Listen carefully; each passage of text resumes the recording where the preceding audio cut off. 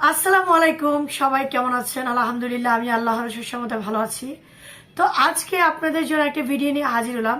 সেটা হচ্ছে একজনের সফলতার গল্প, যার নাম হচ্ছে এমডি এ বাতিন।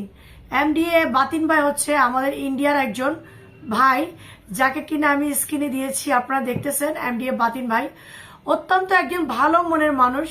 এই বাতিন ভাইয়ের সাথে প্রায় দীর্ঘদিন যাবৎ, বলতে প্রায় 8 থেকে 10 মাস আমার সাথে ভাইয়ের পরিচয়। যখন আমি লাইভ করি তখন থেকে ভাই আমার লাইভে আসতো।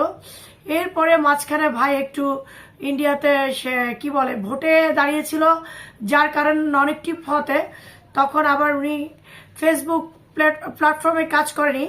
এরপরে অটোমেটিকলি আবার আজকে 3-4 মাস যাবত উনি আবার অ্যাক্টিভ হওয়ার পর থেকে উনি কাজ করছে। তো কাজ করার পরে উনি কিন্তু এর মধ্যে মানুষকে অনেক স্টার, হাজার হাজার স্টার সে মানুষকে গিফট করত, কিন্তু তার সফলতা সে পাচ্ছিল না। তারপর আমি ভাইকে বললাম যে ভাই, আপনি একটা কাজ করেন, আপনি তো ভুল করছেন। ভুল করছেন বলতে আপনি লং ভিডিও তৈরি করুন। এখন ভাই আমার কথার খুবই মূল্যায়ন করলো যে আপনি সব কিছু বাদ দেন, আপনি স্টারের চিন্তা ভাবনা বাদ দেন, যে আপনি লং ভিডিও তৈরি করুন, বেশি বেশি করে ডেইলি রেগুলার একটা করে লং ভিডিও ছাড়বেন, ইনশাল্লাহ দেখবেন আপনি এটার ফল পাবেন। আর দ্বিতীয় কথা, উনি আমাকে বলছিল যে আপু যদি ভিউ না হয়, আমি তখন ভাইকে বললাম যে ভিউ যদি না হয় সেটা ফেসবুক দেখবে, সেটা ফেসবুক দেখবে। কেননা ফেসবুক দেখবে যে আপনার অ্যাক্টিভিটি, আপনি কাজ করছেন কিনা। আর ভাইরাল বা ভিউর ব্যাপারে সেটা ফেসবুক গ্রহণ করবে। ফেসবুক বলেছে যে তুমি বেশি বেশি কন্টেন্ট তৈরি করো, বাকিটা আমি দেখব।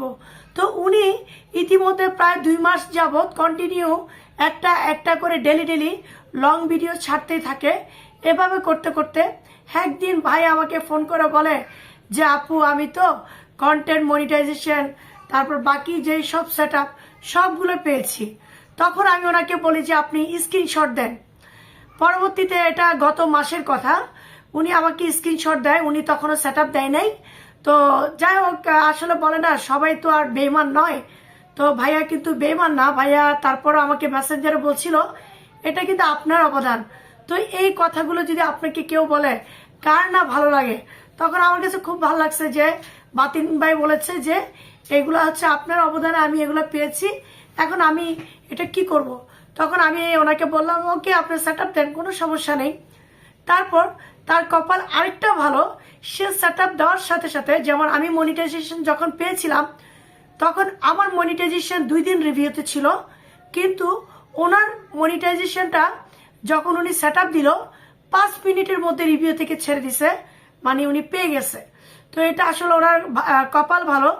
কেন ভালো হবে না? উনি অত্যন্ত একজন ভালো মনের মানুষ, খুব সহজ সরল একজন মানুষ, এমডি বাতিন ভাই। আপনারা যাকে স্ক্রিনে দেখছেন, তো অবশ্যই আপনারা তার পেজটা ভিজিট করে তার সাথে যুক্ত হয়ে যাবেন। দেখবেন যে উনি কিভাবে ভালোবাসা দেয়। সেটা যখন আপনি কন্টিনিউ থাকবেন, ভালোবাসা আসলে চাইতে হয় না, আমরা ভালোবাসা চাই না। দেখেন, আমি কিন্তু চাই নাই। এই যে গত 3-4-5 দিন আগে ভাই আমাকে বলতেছিল আইসা আমার লাইভে যে আপু, আমি কিন্তু ফেসবুক থেকে টাকা পেয়েছি, অনেক বিশাল একটা টাকা পেয়েছি উনি। তো যাই হোক, পরে আমি ওনাকে জাস্ট ফান করে বলি যে আমরা কিন্তু মিষ্টি খাবো। তো মিষ্টি আমি বলি না আমরা মিষ্টি খাবো। তো ভাইয়া বলে যে মিষ্টি পেয়ে যাবেন। তো পরে উনি যাই হোক, আমাদের শাহনাজাপুর বোনের ক্যান্সারের জন্য একবার আমার হাজব্যান্ডের নাম্বারে টাকা পাঠিয়েছিল। পরবর্তীতে উনি ওই নাম্বারটা, আমার হাজব্যান্ডের নাম্বারটা রেখে দেয়। উনি গত 2 দিন আগে আমার মোবাইলে ইন্ডিয়ান 2000, বাংলাদেশের 2500 টাকা উনি আমাকে পাঠায়, ফোন করে যে আপু, আমি আপনাকে টাকা পাঠিয়েছি, আপনি মিষ্টি খেয়ে নেবেন। তখন আমি বললাম যে ভাই, আমি তো আপনাকে ফান করে বসি।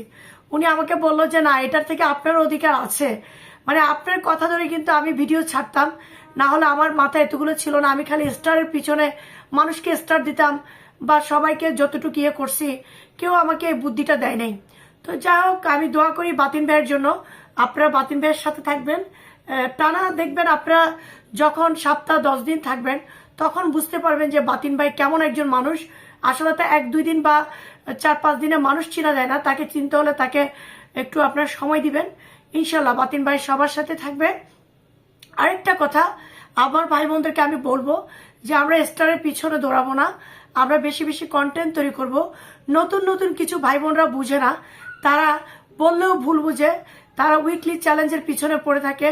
আপনারা উইকলি চ্যালেঞ্জ দেখবেন, আপনি যখন বেশি ভালো কন্টেন্ট তৈরি করবেন অটোমেটিক সেই কন্টেন্টের মধ্যে মানুষ আপনাকে স্টার গিফট করবে, তখন এটা অটোমেটিকলি পূরণ হয়ে যাবে। ভিক্ষা করে চাওয়ার মতো কোনো কিছুই নাই। স্টার সবসময় ভিক্ষা করে চাওয়াটা এটা একটা দেখতেও বিশ্রী একটা ব্যাপার। সো হ্যাঁ, অবশ্যই আপনার স্টার সেন্টারদেরকে থাকবেন, ওদের কাছে থাকবেন, ওদের কাছে চাইবেন না ফুলের ভালোবাসা দেন, চাইতে হবে না। ওদের সাথে থাকলেই তো ওরা আপনাদেরকে স্টার সেন্টার এমনিতে দিবে। যখন দেখতেছে স্টার সেন্টার আপনি কন্টিনিউ তার সাথে আছেন, তখন দেখবেন যে সে অটোমেটিকলি আপনাকে চেষ্টা করবে। আর একজন স্টার সেন্টার তো পারবে না যে আপনার পুরোপুরি উইকলি চ্যালেঞ্জ পূরণ করতে, কারণ সে তো সবাইকে দেখতে হয়। তাই মোটামুটি সব স্টার সেন্টারদের সাথে সম্পর্ক বজায় রাখবেন, দেখবেন অটোমেটিক আপনার উইকলি চ্যালেঞ্জ পুরো হবেন ইনশাল্লাহ। আর বেশি বেশি কন্টেন্ট তৈরি করুন, আর অবশ্যই আপনারা বাতিন ভাইয়ের সাথে ঘুরে আসবেন, আশা করি ভালো লাগবে। আসসালামু আলাইকুম ওয়া রাহমাতুল্লাহি ওয়া বারাকাতুহু।